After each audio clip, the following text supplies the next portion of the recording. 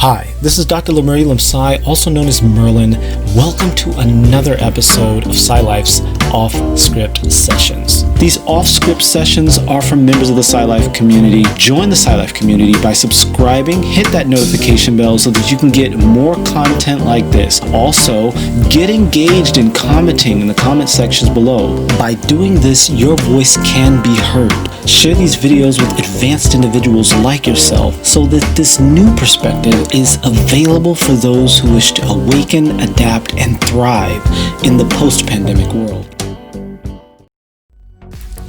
Perhaps you're watching this video because you're already on the left-hand path, or you're considering being more open about it, but you don't feel comfortable to do so. Maybe you're morally opposed to the left-hand path and want to know why some people would choose this path.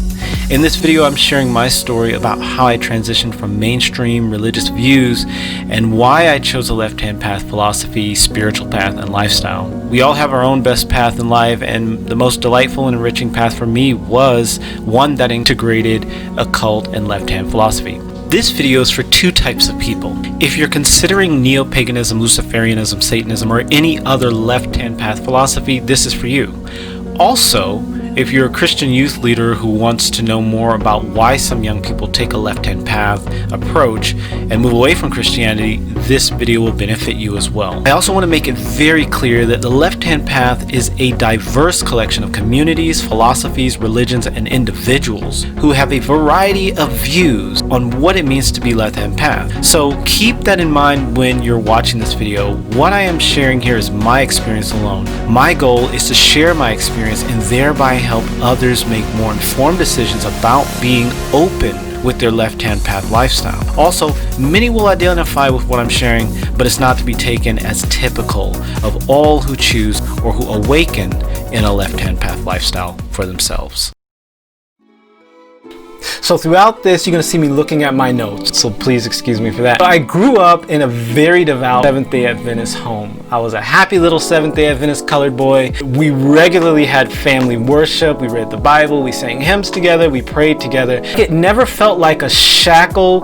It actually was self-awareness that initiated my departure from that Seventh-Day Adventist lifestyle, from the Christian lifestyle, from anything right-hand path. My exposure to greater lesser magic, the craft, fantasy, stories of spiritism that I heard from my ancestors, because some of my ancestors were into spiritism. Also direct encounters with supernatural experience.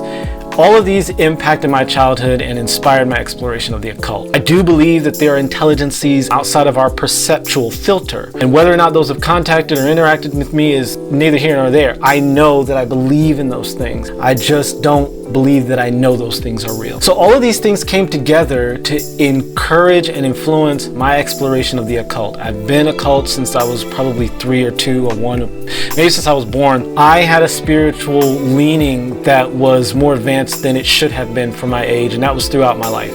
I had many dreams, visions, mystical experiences from childhood and adulthood prior to any exposure to mind-altering substances, alcohol, caffeine, or psychedelics. So I didn't touch any of that stuff until I was well into my 30s.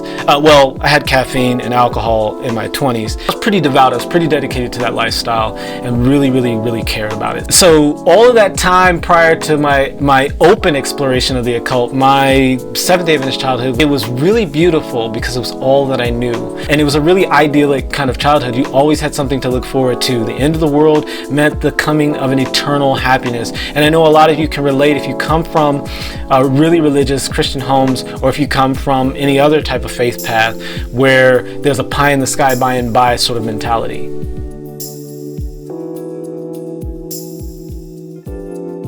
Before the age of 10, I, like I said, was intrinsically drawn to the occult. Fantasy, fairylands, magic, myth, legend. I remember the magic of Christmas, like feeling the magic of Christmas was really powerful for me. The warm golden glow of candles seen through the windows of brick cottages in the northern European landscape of Christmas cards and movies was so attractive and so enchanting for me.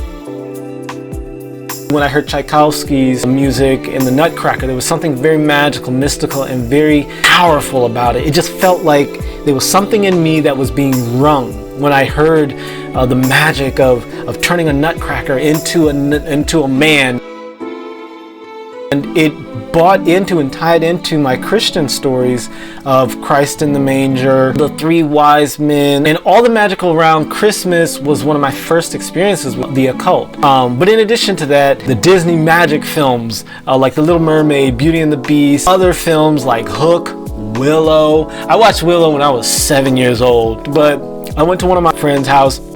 They were Adventists, they were all Adventists. But the white Adventists I grew up with didn't take it as seriously as colored folks did. Colored folks take religion seriously. Anyway, but the white Adventists took it less seriously. So we watched this movie called Willow about fantasy and dragons and gnomes and elves and witches and that stuff like spoke to my core. The Neverending Story spoke to me so deeply. Neverending Story 1 and 2. And by the way, I had a huge crush on Atreyu. He was way more attractive than that princess girl in the movie. I just thought he was the bee's knees. Not to mention the Hanna-Barbera series on Bible adventures, like Mowgli's Adventures or something. Those were all very magical and I just loved that. We mostly watched Bible stories, Bible stuff, Davy and Goliath. Like it was all Bible, all Christian, but every once in a while the occult would slip in. And how could I not be into that stuff? I mean, I grew up reading the Bible and believing it in a way that a child does. You know, I was looking forward to the return of Christ, for Christ's sakes. So truth and accuracy of the Bible and of mysticism and occult didn't matter. It's just how I felt when I watched them. And my parents were not pro-Disney. I mean, they knew there was a lot of occult in it and they were like cautious about it. They were like, okay, let's like minimize Disney a bit. Because they knew that would have a positive impact on me in the occult. And from their perspective as Christians, dabbling in the occult is deadly to your soul and you have the potential of being burned up and not taken to heaven and be separated from your family. So they were not coming from a place of hatred and evil and meanness. They were just trying to protect me from something that they thought might destroy my life and make my life harder. When I watched this kind of stuff, it was like, oh my God, this is it. And the movies are designed to do that, right? I mean, it's not a secret. They're designed to embellish your emotions and to bring you up and to arouse you and to get you into it. It's the whole point of it. I get it. There was also something else there that really was inspiring to me. I felt like there was a greater world out there that I could connect to and that I was connected to. And my dreams exhibited a lot of the stuff I picked up in the occult world through Disney movies and cartoons and all that stuff. I felt like there was hope in a world that was generally hopeless. I remember growing up and going to church and seeing these pictures of dragons and people on fire and all that shit. And as a 5, 6, 7-year-old kid, you see that stuff and you're like, that's where I'm gonna go if I eat a pork sandwich. So the fantasy, the magic in the Bible or the magic in Disney movies helped me to work with my life challenges as a child. So another thing was the stories that my mom told. She knows the Bible prodigiously, like she knows it really well, and she's told the Bible stories with such passion and such engagement. Like the love and the passion that she had for the Bible was transmitted to my sister and I, and we still love the Bible to this very day. Even though I'm left-hand pad, Luciferian, whatever. I'm not really Luciferian anymore, but her love for it inspired me to read the Bible and to explore it on my own from a place of interest and intrigue, as opposed to from a place of like fear, like I'm gonna burn in hell if I don't.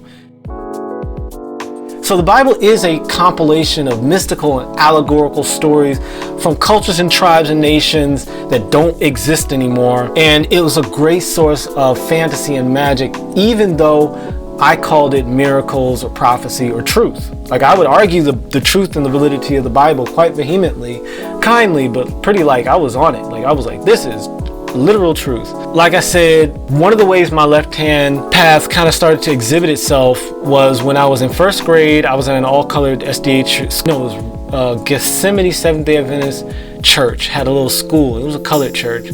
Back then, like the white and colored were very separate. Like, and this was the 80s and 90s. Like they were very separate. Colored people, Africans, West Indians, they all tend to go to the same church because, you know, they're all brown-skinned people. The white churches also, their style was very different. Sermons in the white SDA church when I was growing up were like guided meditations for sleep. And the churches were air-conditioned, they were cool, they were pretty. And so I went to white Adventist churches for most of my life. When I was at the colored SDA school at Gethsemane, and by the way, all the colored and black SDA churches, Golgotha, Gethsemane, they have all these suffering trial, you know, Ebenezer, they have all these weird dark names. You know, white churches are like They're all happy and white and light, great. So anyway, when I was at this colored SDA church school, I was convinced. I just knew that the devil and God were like cool, you know, because God is all loving and God is all forgiving. So why wouldn't God forgive the devil for making one mistake? And it wasn't the devil, obviously, there's a difference. But at the time, it was Satan who was kicked out of heaven. At the time, we conflated Satan, Lucifer, and the devil. 3 different beings, I know, but we conflated them all. And so when Satan / Lucifer / the devil was kicked out of heaven, it was just one thing. He just questioned God's authority. And I thought, that doesn't make any sense. That doesn't make any sense at all. It made sense too. I bought into it because I was like, okay, the devil is not supposed to question God, but because he saw God's power, he saw God create all this shit, and like he's supposed to be like, yeah, you're the man, you're the one. There was another part of me that was like, so God kicked him out for questioning whether it was just to keep information from humanity? I think God just forgave him for that, and they're cool right now. They're in heaven. Everyone in the classroom, including the teacher, was like, nope, you're wrong. God hates the devil. They're at war, and devil's going to be burning up in hell. And to the credit of the wonderful teacher, Big Pop, who's like 100 years old, he was amazing. I loved him so much. Big Pop was so gentle, and he taught in the class, and he was like, okay, yes, God and the devil are at war, but he didn't make me feel like shit about it. He didn't make me feel ostracized. He let me know that I was still accepted and I was still part of the classroom, and that my reasoning of God being all loving and all forgiving was okay, and it was good. About older, so as I got older, I was introduced to witchcraft, Dungeons and Dragons, Lord of the Rings, Northern European folklore based type magic stuff. I was introduced to that when I went to public school for the first time in 5th grade. I used some of the enchantments with enemies in the schoolyard. They had no effect. Mostly helped me to feel powerful in the moment. I secretly indulged in a lot of the witchcraft and that sort of stuff, but it was just like with my friends, if I call them that I hung out with. They were just a bunch of autistic, nerdy kids like myself that were just like out there. Admittedly, I hid a lot of this stuff from my parents, and I covered up my fascination for Dungeons and Dragons, Lord of the Rings, the occult, with my love for miracles, my fascination with the prophecies of Ellen G. White and the power of God. Now, admittedly, those things were very near and dear to my heart as well. It's just that the occult was always very intrinsically delicious to me. There was something very profoundly familiar about the cult, so I felt like there was a lot of power there for me. I was regularly told that it was satanic to dabble in these things, that it was demonic, and I believed that at the time, and so I stayed away from it. But I knew there was something very deep that connected to who and what I actually am.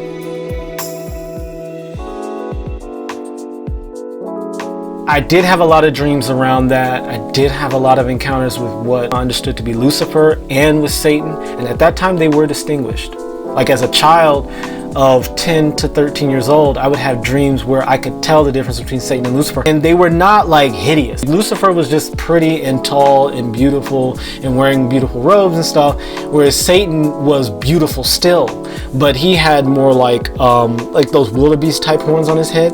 He was like a Pan-like character, but instead of having those big horns like Baphomet, he had like the wildebeest horns that went back and curled over like this, and he was very beautiful. He was just beautiful, just a beautiful face, and very beautiful, but like these piercing eyes. As an older kid, I do remember eavesdropping on my parents and their SDA friends, and I would hear my parents talk to them about the dangers of the Ouija board, demonic conjuring, spirit possession, dabbling in witchcraft, by students at some of the hallowed grounds of our Seventh-Day Adventist universities like Oakwood University, Andrews University, Walla Walla College, which is where I used to live. And I would secretly like listen, like the devil's knocking books off of shelves and making people levitate and doing all this stuff. And I'm like, wait, didn't somebody we love die of cancer? Why didn't God just save that person? And you know, there was always reasoning around that, but it was just like, I started to notice the contradictions. Like it seemed like the devil and darkness had way more power in the world than God and light. And so that always stuck with me. Hearing about apparitions of fallen angels, which are SDA ghost stories, because Seventh-Day Adventists don't believe in ghosts, they just believe in fallen spirits or fallen angels. There's a lot of other American Protestants that don't believe in ghosts. They just believe that these are fallen spirits that appear to people who let them in. They added to my deep fascination, but there were other nefarious entities that I think come up in my dreams. Some were truly nefarious, like not very powerful, and didn't feel good to be in their presence. And I didn't have names for those. Those were like shadow beings. They would just show up in my dreams. And I'm sure there's some sort of psychological, maybe a physiological explanation for it. A loss of oxygen during sleeping, because I had breathing problems as a child. There's probably lots of explanations for it.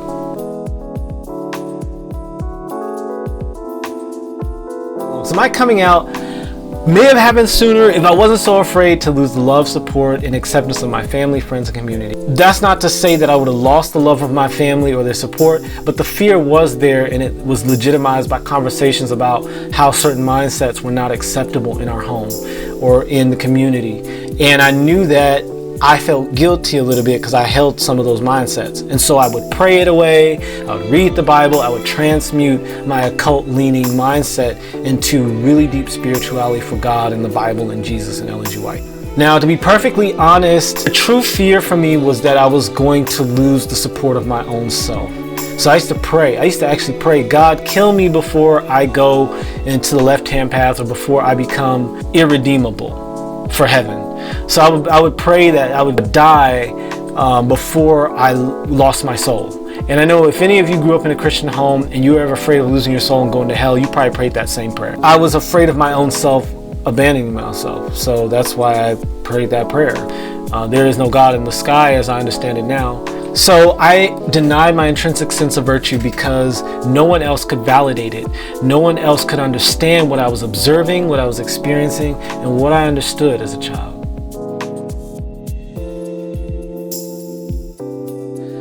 At that time, I allowed myself to be what everyone else needed me to be, and that started around 7. I began to split into different parts that served different functions for different people, because I knew that if the whole me showed up, it would not only frighten the people around me, it would annoy them, it would frustrate them, and that would not be good for me. I wore a mask for 27 years. Over time, I did develop an aptitude for my identity divergence. I call it identity divergence aptitude. Identity divergence aptitude because I was able to be whatever I needed to be when I needed to be that for that person. And that can be draining, it can be psychologically challenging, but it can also be a wonderful gift. And the reason I splintered to a great extent was because it was hard for me to accept the transcendent totality of who I actually am as an individual.